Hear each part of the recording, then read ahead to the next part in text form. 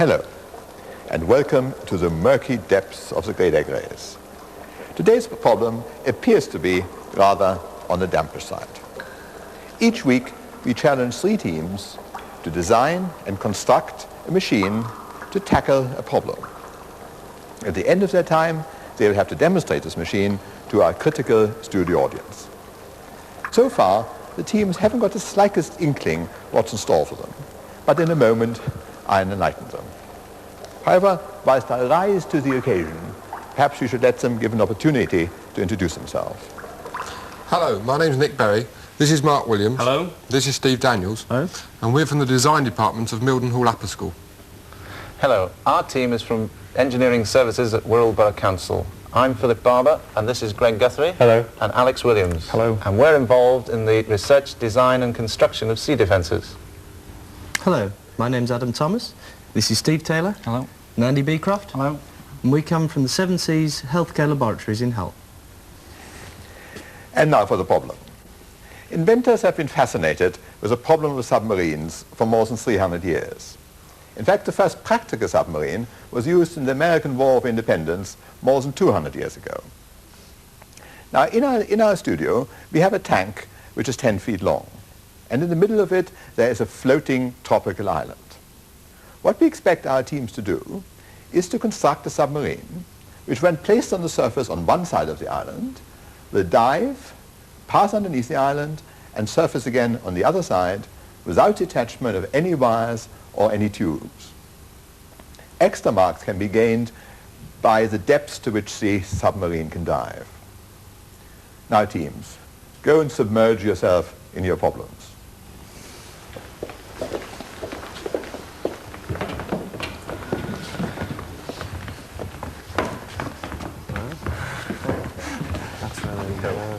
That's where the sodium bicarbonate comes in. So we need a container of some sort, which we can propel three directions. Yeah, along at a certain speed, and something to make it come down, and then when it gets out here, to come back up. Now, that's easy enough, isn't it? It's going to continually just go along. It's making that stop when we get to the bottom. But making something start now, coming up. if we filled up, we've got some plasticine stuff. If we divide up and filled up some of it with plasticine or blocked off certain, and then the amount of water that goes in is a certain amount that will stop it buoyant halfway or 3 parts. So the thing was buoyant. It sunk slowly. That would bring it down. Hole, they'll bring it down. It'd be controlled because we do a little test in the sink and just see how much plasticine we're going to put in that allow how much water. If that was dry, water went in, and You've got to have a tablet, an outlet for the air. Yeah. And if you're doing that, where are you going to stop the outlet of the air to prevent any water coming in? That's right. If the water comes in, the air's got to come out. And then you've got to stop that. When it comes in, it wets, say, an Alka-Seltzer tablet and fizzes and pushes the water out. Yeah. The propulsion, well, that should be relatively easy with the rubber bands. Just make a simple propeller, can't they? I was going to say, if you, the idea of the, mind you see, as soon as you let go of the rubber band, it's going to go, isn't it? What we've got to do is prolong that push, if you like, until it's submerging. Once it's down, we can get that propeller going. So we've got to somehow delay the propeller action. I'm not so sure we do, actually. No, you're not allowed to push it after a start off. You So just lure it stand it in the water so that it won't. Yeah. You're going to have to sink it almost immediately. That's right, yeah. What methods have we got for losing buoyancy? We've got Water. Take on water? Or Well, no, that's relatively difficult, isn't it? We've got the balloons that can let the air out. That will lose its buoyancy. Then we can build the buoyancy up afterwards using vinegar and the sodium bicarbonate, create gas in another chamber just to lift it up again.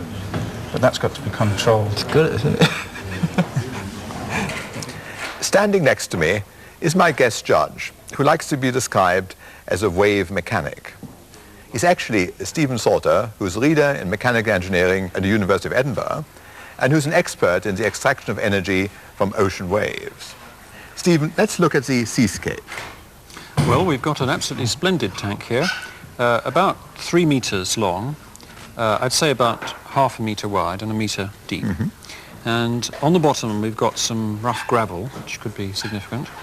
And in the middle we've got an island, rather like a ditched flying saucer, which is the obstruction. I can't see any gramophone records on it, but otherwise it's a very beautiful desert island. And that's the hazard that they've got to negotiate. So our submarines have to start at one end, dive underneath the island, go as deep as possible, and come up again at the end. That's right. Marks given for depth below the island. Right. Now, in terms of the kit, they've got all the usual egg race kit of pieces of wood and spoons, knitting needles, and elastic bands and so on. Did anything strike you as particularly useful? Yes, I found this stuff. This is some chain. And one of the problems is going to be to stabilise these little vessels. And one of the nice things you can do is to do what the balloons did, which is to drag chain on the bottom, and it stabilises you up and down and fore and aft. And the worry will be whether the drag of the chain on the gravel is too much. The teams may also find it rather extraordinary that they have Alka-Seltzer and bicarbonate, which isn't so much to guard against headaches or indigestion. They can make some beautiful gases, yes, and get extra buoyancy. Yeah. Well, in terms of the absolute difficulty, I think that all the teams will succeed in making submarines, so it isn't perhaps as hard as some problems, but I'd be interesting to see whether the teams will agree with me. We can pack our sub with soda big, but we've got to seal it now. Oh, yes. Well, I still feel that this reaction has to be in balloons. I don't think there's any way otherwise you're going to contain it. Well, if you pack the back end... My colleague at the other end seems to be busily beavering away. You seem to be still at the design stage. Yes, that's right. We have a problem over the introduction of the chemicals rapidly. When you say chemicals, you want to use the chemicals to make gas, too? That's right, to allow the submarine to surface in the most rapid manner. But we don't want this to take part until we're quite a way under. So it's got to be triggered by the arrival at the far end? Either by hitting the base or by the angle of the submarine or something like that. Which chemicals are you using, incidentally? At the moment, vinegar and sodium bicarbonate. But we have some difficulty in being satisfied that we can keep the chemicals separate in transit and work a device whereby we can introduce them fast enough at termination to get the reactions that we want. Well, you want a firing pin of some kind. Well, That's right. I can think of ways of doing this. Anyway, let me leave you to it. Yes. Okay. Thank you very much. Yes, I think we do need a trigger of some sort there, but I'm just trying to think what the hell it can be. It could just be a simple tube, which, you know, as soon as it hits it... Yeah, how can we de-friction? Try candle wax. Yeah, you can't. That will stay on such a narrow surface, that's what I'm saying. We need a bigger area. We'd have to solder it in there. Hello, Andrew. Sorry to disturb you. How's it going? Fine, thank you. We've decided on an elastic band-powered propulsion. It's a relatively big propeller to go fairly slowly, but keep going for a long time, which is what we need. I'd be worried, I think, about the rather big tension pulling that thrust bearing. We want to try and get a nice low friction bearing there, don't we? That's right. So what we've done is to use this tube, and this bolt nestles quite nicely inside that tube. Good. So it is not actually directly on the eye hook there.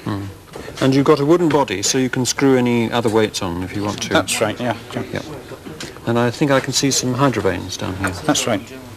So you can incline the angle to do a They're dive. fastened two on each side. Good, yep. And what we hope to do is to have a model with a density slightly less than that of water, so that it will sink while not under mechanical motion. That's splendid. Well, good luck. Thank you. Time is rushing past, I'm sure. Thank you. Let's just saying, Andy, what we're going to do is solder a washer onto the back of here to give us a bigger surface area. And if we cover that with like a petroleum jelly, yes, just and that's going to relieve the friction, and also get petroleum jelly in here, which again going to relieve that what bit of friction we've got. How are we doing with the rudder system anyway? You appear to have a craft which is just about neutrally buoyant. In fact, it's very slightly positively buoyant, isn't it? We're trying to achieve it very slightly negative, so that it will sink very slowly. The idea being that we've got an elastic band-driven vehicle, craft. Which isn't in there yet, isn't it? Which isn't in there yet. and the propeller drives it forward. It's sinking very slowly, so it will go down and we hope under the island.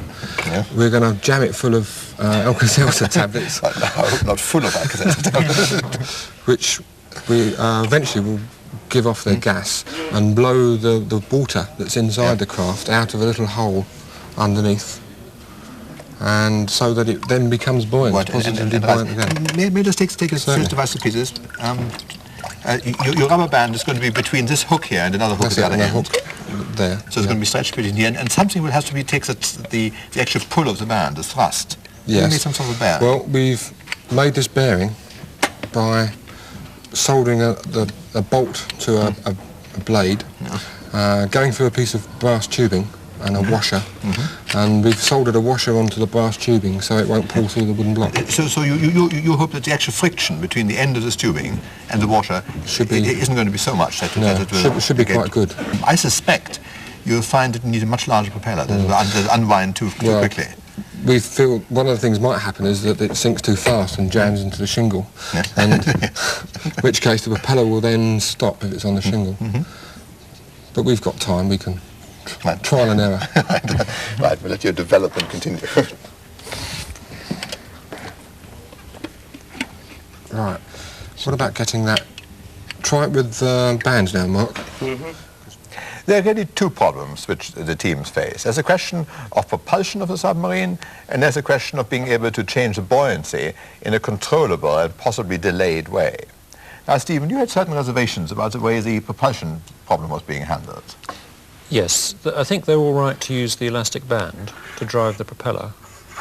So they have a band along like that. Because it's by far the simplest engine. And it doesn't change itself, it doesn't change the buoyancy. Now, they've got to make themselves a good thrust bearing here, because there's a lot of tension in that elastic. Particularly when it's wound up hard. And the other problem is that there's going to be a torque reaction trying to make the vessel go the opposite way from the propeller. So if it were to go around the center of the vessel, it would really turn the vessel around as much as That's right. So you've got to get some ballast weight below and some buoyancy above that thrust line. I think they'll have to modify one or two of them to get that. Well, as far as the buoyancy problem is concerned, they all appear to have adopted a solution, literally a solution, of using an Alka-Seltzer tablet, of somehow wrapping it in something else which delays the solution of the Alka-Seltzer and making gas in this way. And they will really only require a few cc's of gas to change the buoyancy sufficiently for the well-balanced submarine to come up again. Now, let's see how they do it on a real submarine. This is HMS Orpheus, which is rather an elderly, old-class submarine. And for one evening only, this sub has a new captain. Permission to have a move in the forward mast, please, sir. Yes, please. Yes, please, Roger. My immediate impression when I took command of the submarine was how incredibly cramped it was. Within the swing of my proverbial cat, on these bunks, 8 officers sleep.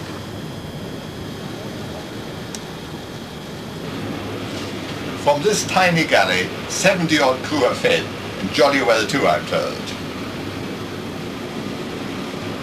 I'm now in one of the 2 spaces in which the crew sleep. 18 of them sleep in here. Normally there are not enough bunks for all the crew, so some of them have to use a so-called hot bunk system, in which somebody has to get out of a bunk before there's room for somebody else to go to sleep. Through here is the only place where there's an appreciable amount of room in the forward torpedo compartment, in the bows of the submarine. Even here it is quite common to store extra torpedoes, further limiting the amount of space available. Below my feet is a Q-tank, which enables the submarine to dive quickly. At present, it is full of water because we are about to dive. Unlike the Q-tank, which actually has a valve at the bottom, the main ballast tanks are open at the bottom and have a valve on top. In order to fill them, one opens the valve, lets the air out, allows the water to rush in. You can see these valves all around the outside of the submarine. So let's prepare to dive. Tell the officer's watch to come below. Officer watch, Captain. Officer watch, sir. Clear the bridge, come below, shut the upper voice pipe, shut the upper lid, do not press the klaxon. I have the submarine. Officer, clear the bridge. Come below, shut the upper voice pipe, shut the upper lid, do not press the klaxon. You have the submarine, sir.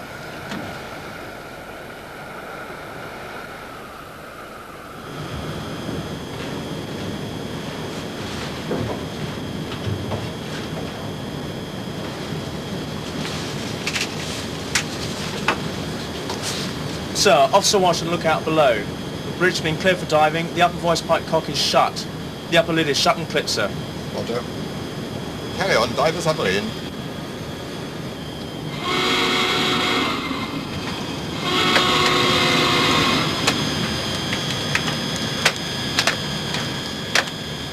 On the command, everything happens quickly. Engines go forward. Tanks are flooded by opening the vents. And the leading seaman pushes a one-man control which works the 4 planes so that when we're underwater, we can virtually fly. Of course, we are still nose heavy. So when we are below the surface, I must give the order to blow the water out of the Q tank. Blow Q. We are now diving and gently sliding below the waves.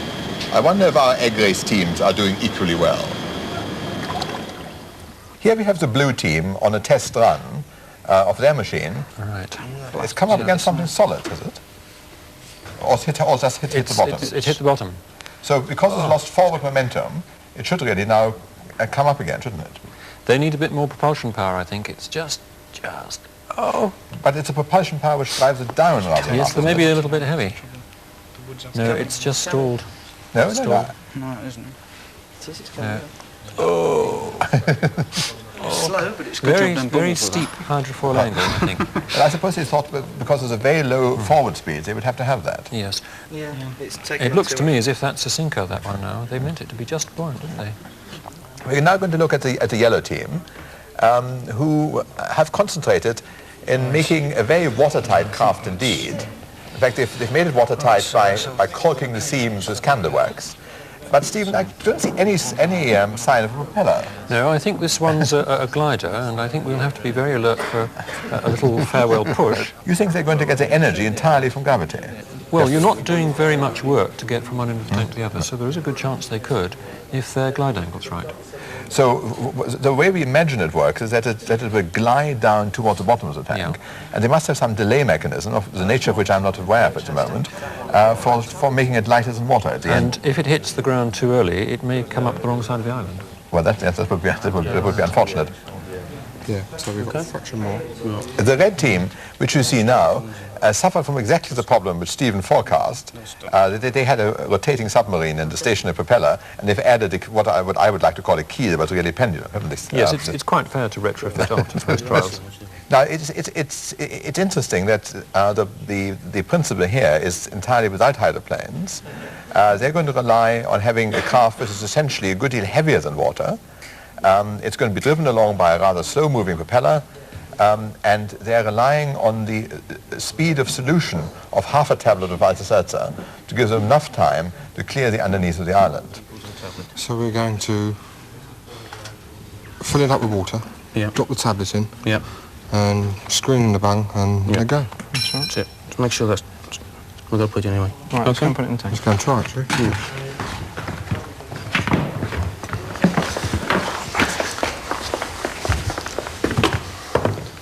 Give us the time. Right.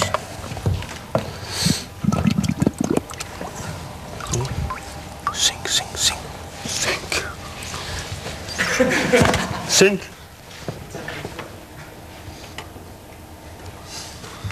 It's caught on the edge.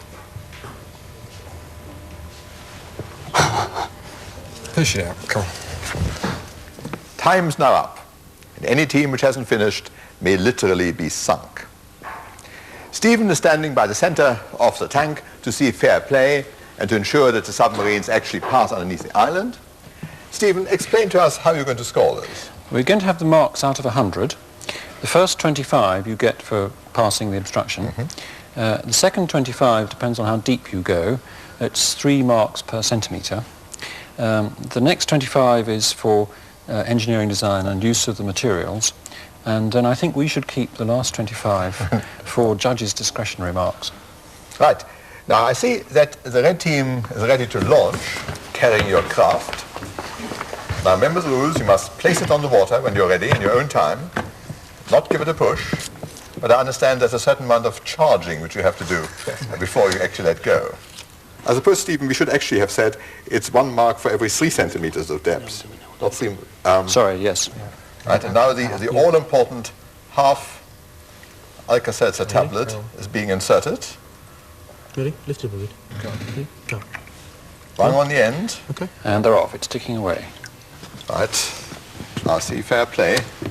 Depth is looking very good. Down to It's actually full set marks on depth. It's headed to the bottom. Oh, it's agonizing, but it's going to make it. No. Propeller's still going on. It's trying, but I should imagine the Alka-Seltzer is fizzing away on the inside. So you're hoping, I should imagine. Takes time, takes time. I think It's coming up. It's coming up at the back. And it may come up backwards. Right, it's running the full course. Here she comes. Now, I wonder if she's going to make it right up to the surface. Yes, she will. A little bit of friction on the side. But she's Nosing its way up. It's broken the surface. Well done. Well done.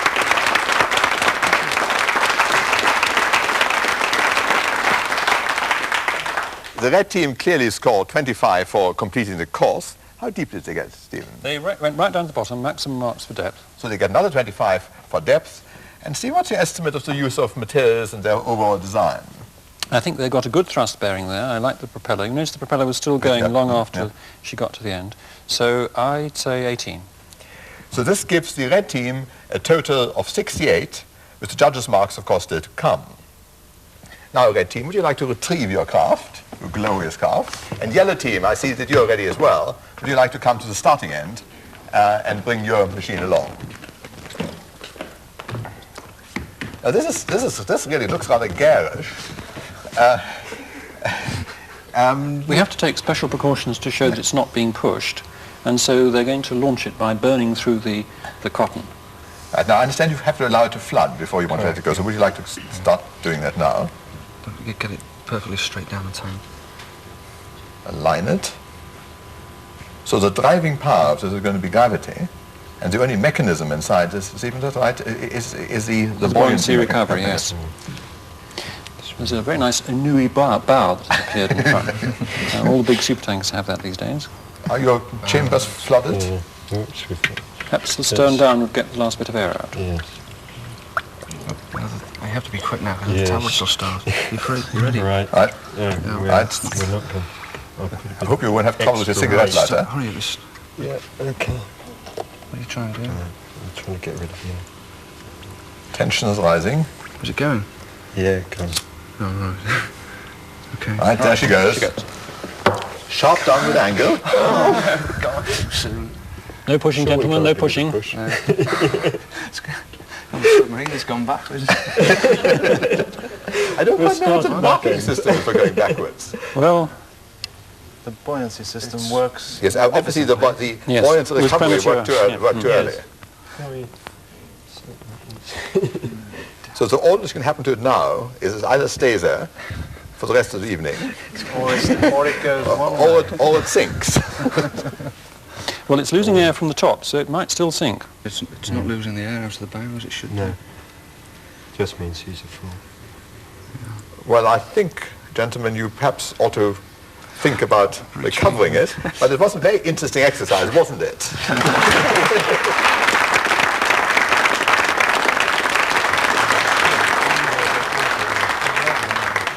Well, on the scores, they can't really score very much on completing the course, so I'm afraid it'll have to be 0 for that. And Stephen, as far as the depth is concerned, I'm afraid 0 for that as well. Because it didn't go below the surface. but when it comes to engineering design, or at least the potential for performance, how would you score that? Well, it perhaps deserved to work. It's perhaps a gallant failure, so I think we'll say 10 for that. Because particularly as I'm so keen on absence of moving parts, and really didn't have any moving parts, including itself. Right, yes. So the total for the yellow team is 10. Now, would you like to go and dispose of your machine? Thank you. Very sad. And can I call on the blue team, which is also now ready, to bring their machine along?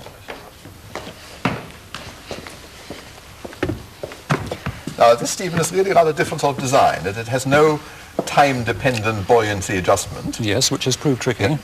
Isn't it done entirely in what do you call the scheme they're using? This is the Holland technique, as opposed to the Nordenfelt. So, a rather shorter design than the previous one. They haven't got quite so much energy in their elastic band, and a smaller propeller too. But of course, very nice is they're not time-dependent. They can stand there and wait to go when we tell them to, can't you? Yes. Right? Well, are you ready? Yes. Well, go.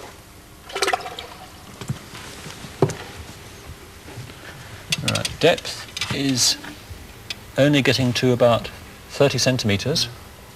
We've lost propulsion, but we're climbing. Can we get another one?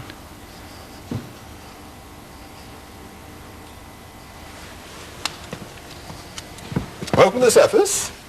It hasn't fouled the island. We're clear of the island. And it's still moving forward? Yes. Just. So they've made it? They've made it. Well done.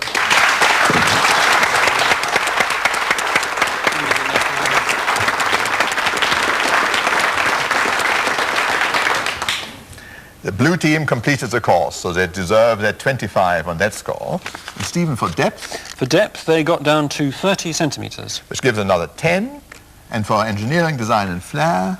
Well, I liked it. It was easy to trim the buoyancy, but it could have had a little more propulsion power and a bigger propeller. So I think not quite the full number, I think 20. So the blue team score a total of 55 at this stage.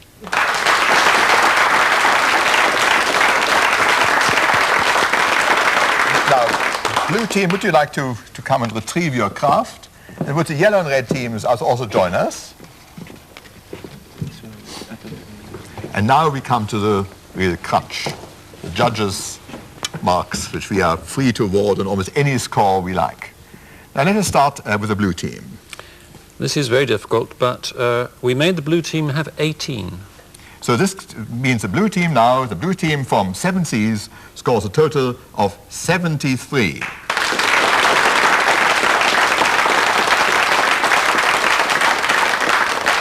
Next, let us consider the yellow team from the engineering service in Will. We have 15 for the gallant failure. So this gives them a total, quite reasonable, of 25.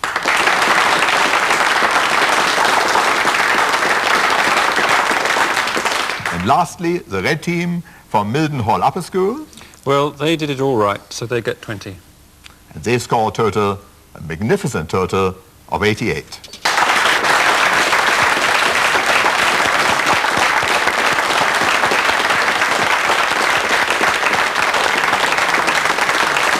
This makes Mildenhall Upper School the winners of this week's egg race. Thank you very much, team. Thank you, Stephen. Good night, and join us again next week.